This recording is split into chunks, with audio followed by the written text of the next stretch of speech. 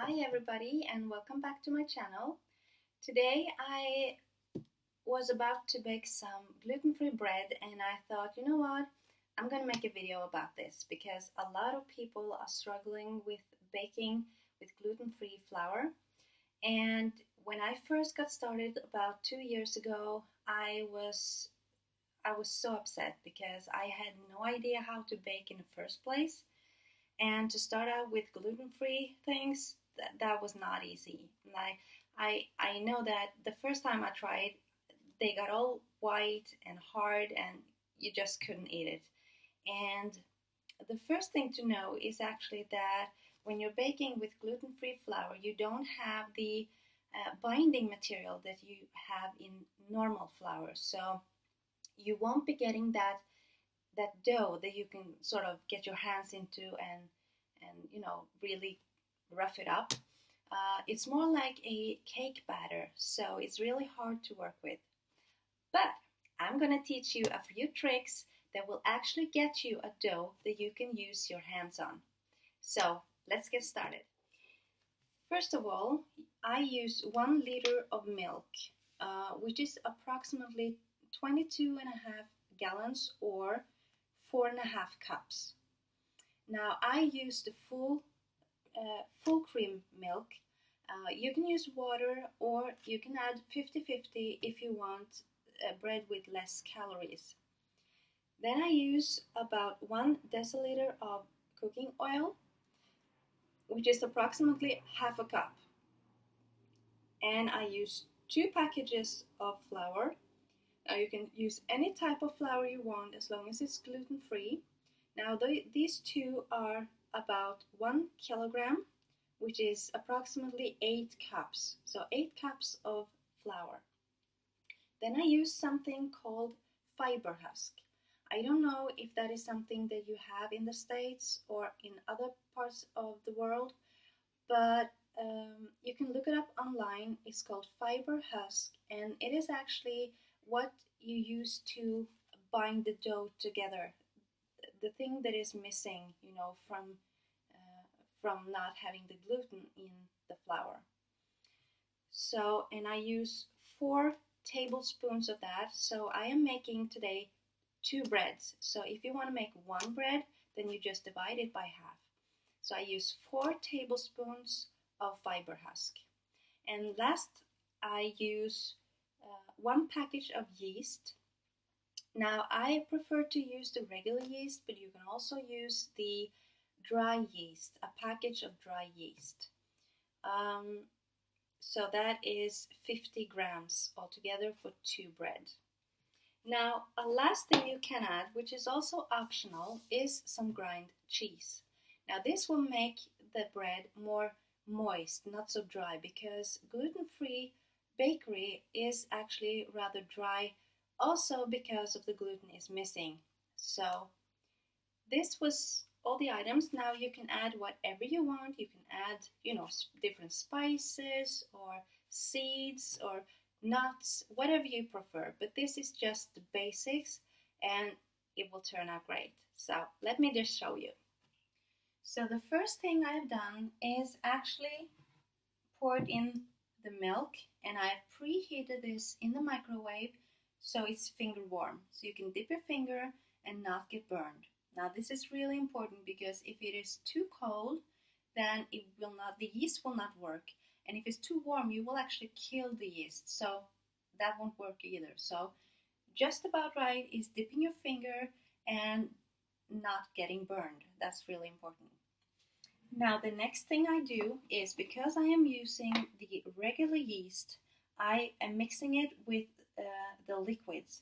If you're using the dry yeast, then you will be adding it with these solids afterwards. So I'm using a shaker, so I take the yeast and I just make small pieces of it down here. Now I have cheated a little bit on this, and like this. So as you can see, it's all tiny pieces in there. And so I add some of the liquid, not all of it, just a tiny portion of it, like this. I put the top on. Now I'm going to try not to spill all over my kitchen. So like this, put the top on. Oops, top was not properly on. And of course this did not want to work. Here we go. And shake. Now this will liquefy the yeast, so it will become this brownish liquid. Now let me see if we're almost done here. I think this might look good. Yeah, I think this will do just fine. Just give it one more pop.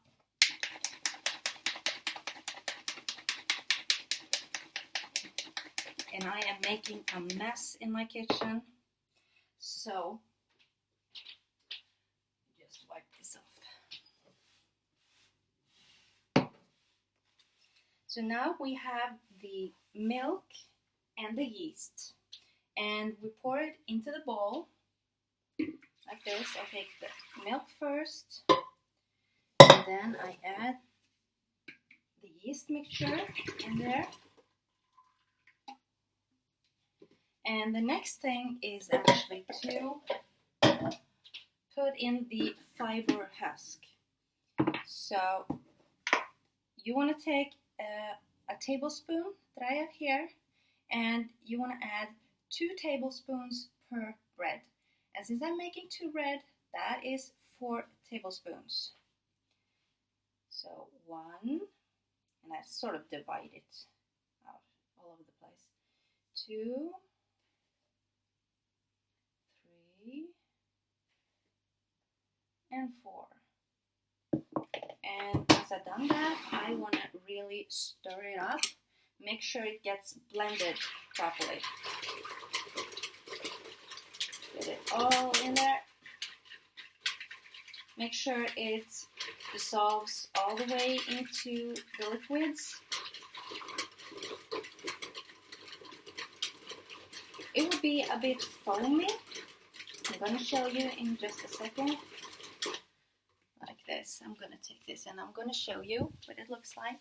So this is what it should look like by now. And once we've done that,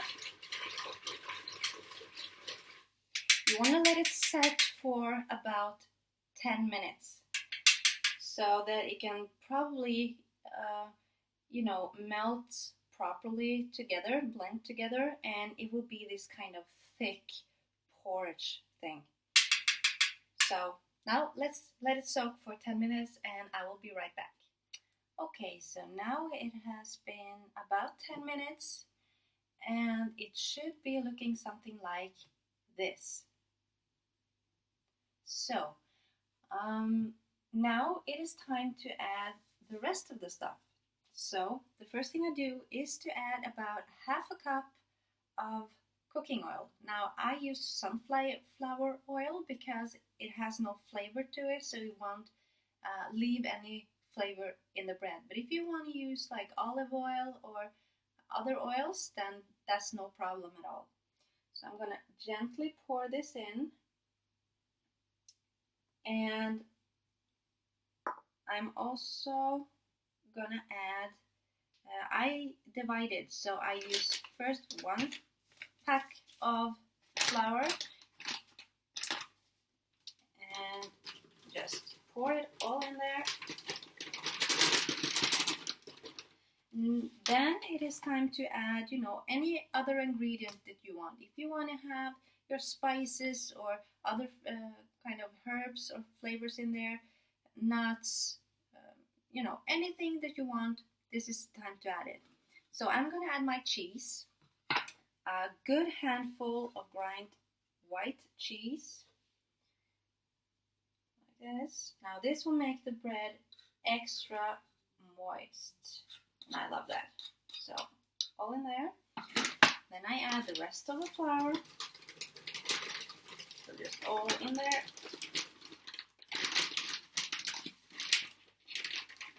Oops. Making a mess. And I put my hook on. Just even it out. I put my hook on like this. Now you wanna use this on a low speed for about 15 minutes. You want to use a pretty long time to get everything soaked in. So I'm just gonna turn it on, and I will be back with you in about 15 to 20 minutes, I guess. So it has been about 20 minutes now, and I want to show you what you might encounter, because not always does the dough turn out to be perfect. So what I want you to do, if that happens, is I have some more oil here. Now, if your dough has become like this, and you can see I have a lot of residue on the side here that hasn't mixed in. So what I do is I actually just take some more oil, and I use this spatula. I take off the excess from the edges all the way around, and I glide the dough a little bit to the side, and I add a little bit of oil. Not too much, just a little bit. And I go around the edges and make sure that nothing else is all dry. You want it to be a regular dough, not like the cookie, well, sort of like a cookie dough, not like a cake batter. You don't want it that moist.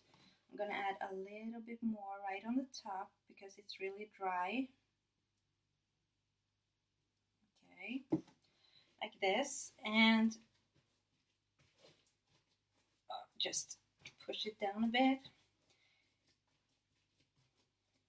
Okay, so I'm gonna go back and give it a good 5 more minutes, and we'll see how it turns out.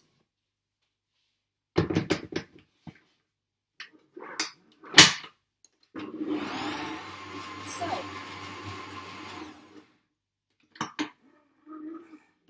okay, now it's starting to look like something. So, just take this out.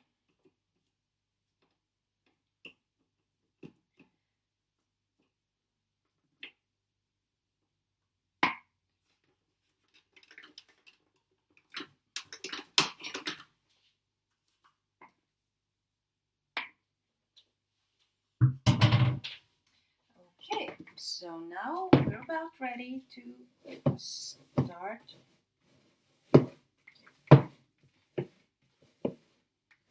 Yep. Now I'm gonna get some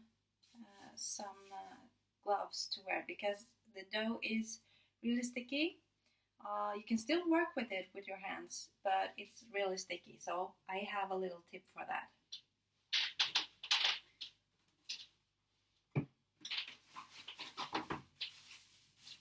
So I use this type of one-time gloves, like this. And I'm going to take out 2 of these. And if you have a non-stick layer on them, you should not have to, use any oil or butter on them. But mine have been used so many times and I've scratched them in the bottom, so I'm not taking any chances. So I am spraying with, this is actually butter spray. But you can use oil, that doesn't matter. I'm just gonna spray a little bit.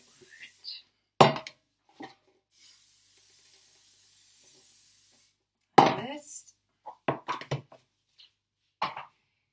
Then I want to divide the dough into 2 pieces. Now what I do is, again, I take some oil. I have a little bit of oil in my hands and rub them together. This way the dough will not stick to your hands as you're going. So I will basically just, get in there a little bit and then I divide the dough in two, just with my hands, no problems whatsoever. And here is the dough. So, as you see, there's no problem holding it, working with it with your hands.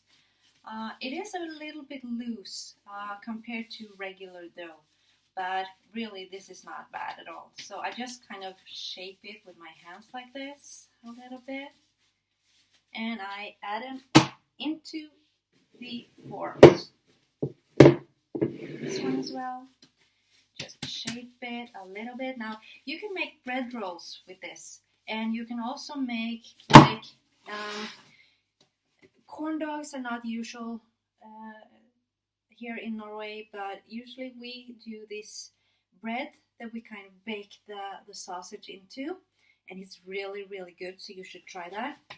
And I use the exact same recipe, and you can use it in like pizza doughs, and this is just a basic that you can use to a lot of, bread dishes.